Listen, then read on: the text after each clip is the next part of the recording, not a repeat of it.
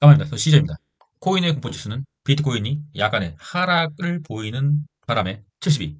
그냥 탐욕의 구간으로 내려왔네요. 비트코인 도미넌스. 비트코인 도미넌스가 어제 비트코인이 오름과 동시에 상당히 추세의 반전을 보이나 했더니 5일선도 돌파하지 못하고 그대로 또 내려오는 모습. 비트코인이 일시적인 반등이 있을 순 있으나 대세는 하락이다. 정해져 있는 수순. 이 추세를 반전시키기는 굉장히 좀 쉽지 않을 거다. 비트코인의 횡보기에서 도미넌스가 하락. 그러면 알트코인의 불장이 와야 되는데 오늘은 알트코인이 그렇게 불장은 아닌 것 같습니다. 그것이 지금 약간 무엇인가? 약간의 위험 요소가 아닌가? 우리가 여기서 봐야 될 게 이 비트코인이 횡보기가 아니라 비트코인이 하락이다. 그러면 알트코인은 어떠한 도미넌스의 변동에도 무조건 하락합니다. 그러고서 다시 비트코인이 횡보기에 오고 도미넌스가 계속적으로 하락하면 다시 한번 불장이 올 수는 있겠죠. 그러니까 결국에 비트코인의 횡보는 괜찮은데 횡보는 오히려 좋은데 비트코인이 큰 하락으로 돌아선다. 그러면은 좀 쉽지 않은 상황이 올 수가 있다.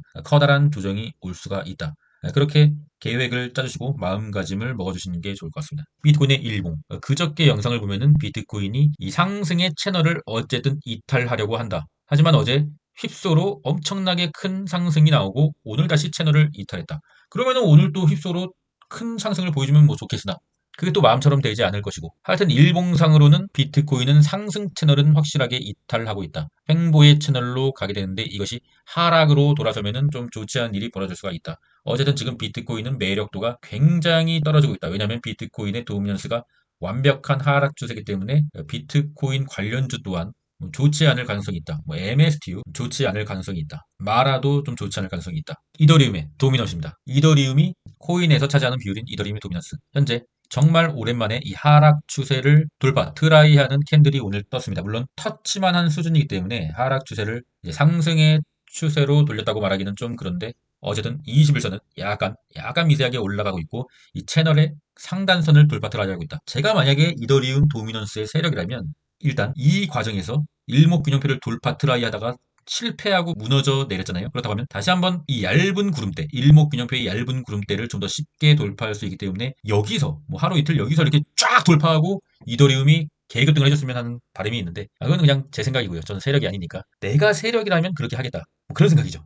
여러분 항상 자기가 가진 종목의 퍼센트만 뭐 골똘하게 이렇게 보면다고 해서 그게 오르는 것도 아니고 그 의미가 없어요. 그 종목의 생애 주기에 그 종목이 어디쯤 와 있나. 전체적인 시장과 함께 파악을 해야 됩니다. 어쨌든 전체 시장의 현 상태가 좋아야만 여러분들이 가진 종목이 오릅니다. 시장 상황이 좋지 않은데 혼자 막 오르는 그런 건 없어요.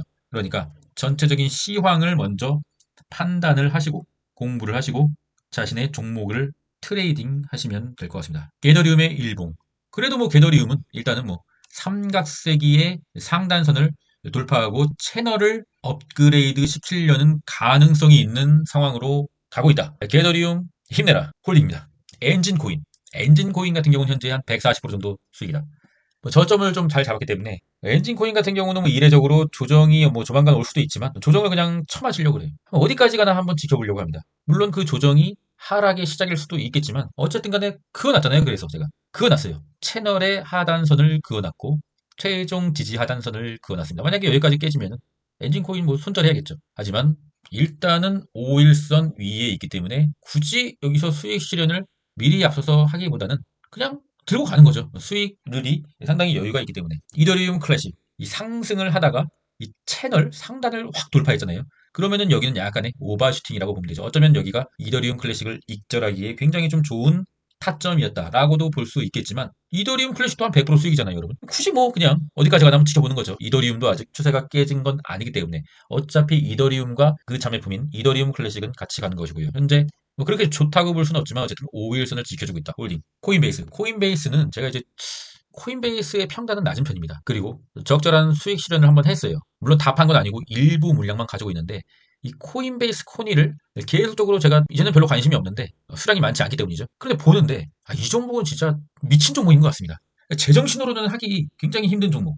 하루의 등락폭이 기본 10%가 넘는 종목인데 평이해도 그냥 10%가 넘어요. 이 종목은. 그래서 단타를 치기에는 상당히 좋은데 반대로 단타를 치다가 잃을 확률도 상당히 높다. 이게 도대체 뭡니까? 이 캔들 하나가 10%가 넘는 캔들인데 이게 뭐예요 이게? 미친 종목이다. 하지만 이 코넬 같은 경우는 뭔가 아직 피날레라고 보기엔 한 2% 정도 부족하다. 물론 이 과정에서 이 박스 과정에서 세력들이 모든 물량을 정리했을 수도 있는 충분한 거래량이 나왔습니다. 하지만 이 코닐의 세력인데 또라이 같은 무빙을 보여주는 코닐의 세력인데 고작 이 정도 행보로 물량을 털고 끝냈을까? 물론 끝냈을 수도 있죠. 하지만 일단 부분 매도를 좀 많이 한 상태고 남은 물량은 뭐 가져가 보시는 거죠. 뭐 어떻게 될지 모르니까. 하지만 긍정적인 상황은 아니다. 왜냐하면 비트코인의 도미넌스가 계속 줄고 있기 때문이다.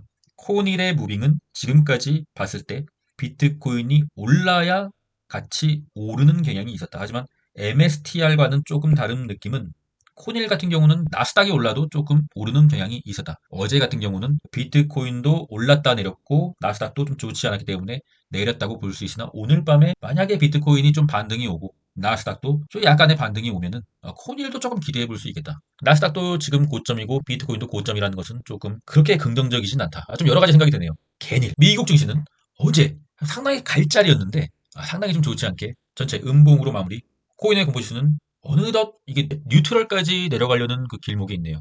아니 미국 주식은 지금 역대급의 최고점인데 공포지수는 왜 이러냐?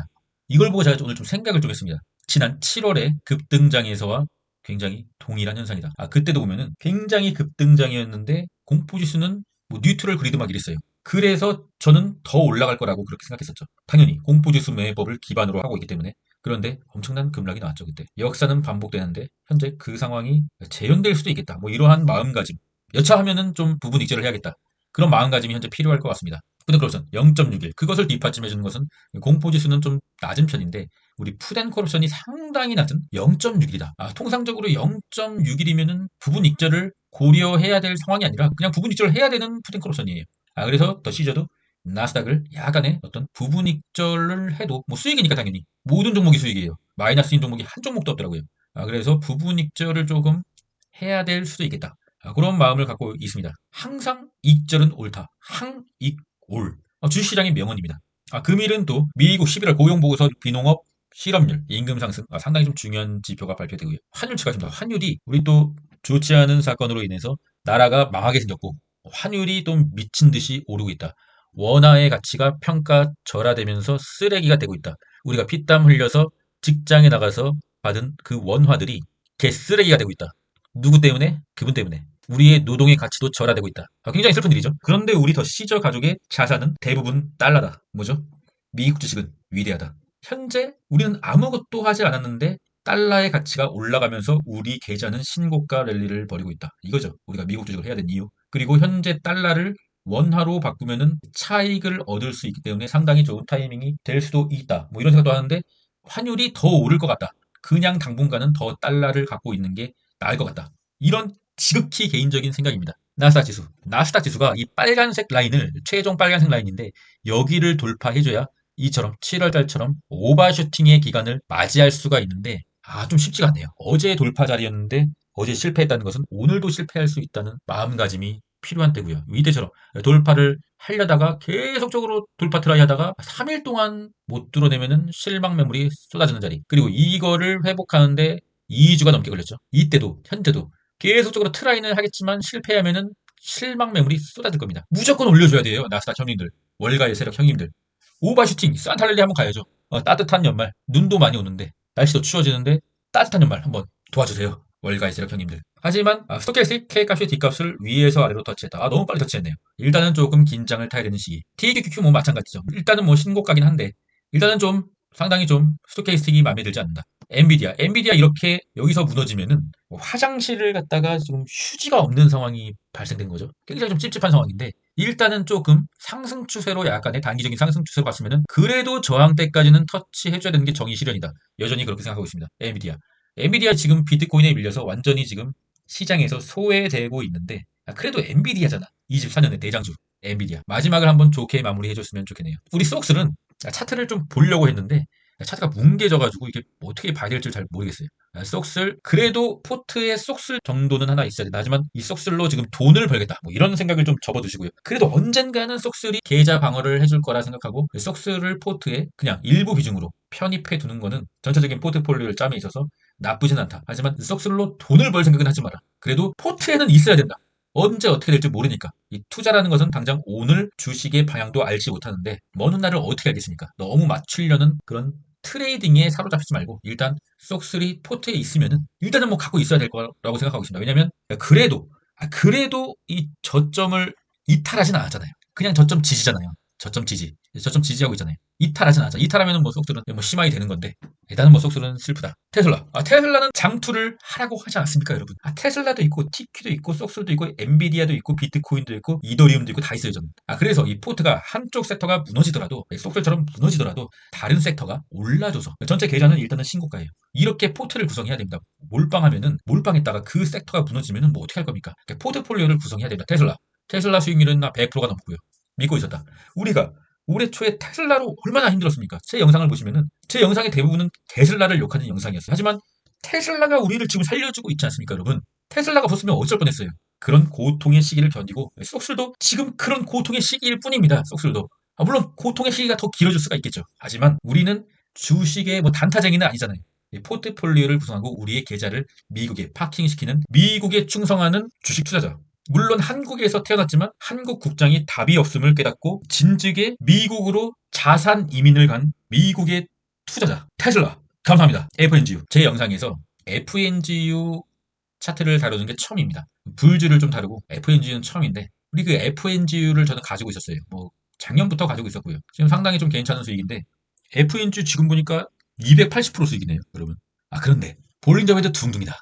이게 볼린저 밴드 둥둥이 좀 쉽지 않은 캔들이긴 한데 FNG를 이제 이별을 해야 되나 그런 좀 생각을 하고 있습니다. 여러분 참고하시고요. 시그널 보여주십시오. 분명히 스토캐스틱은 지금 바닥으로 떨어지는 스토캐스틱, 과매도로 가는 스토캐스틱인데 캔들은 또 올라간다. 좀 쉽지가 않네요. 분명히 숏이 나락으로 가야 되는 타이밍인데 여기서 이제 바닥을 형성하는 가능성이 있지 않겠느냐.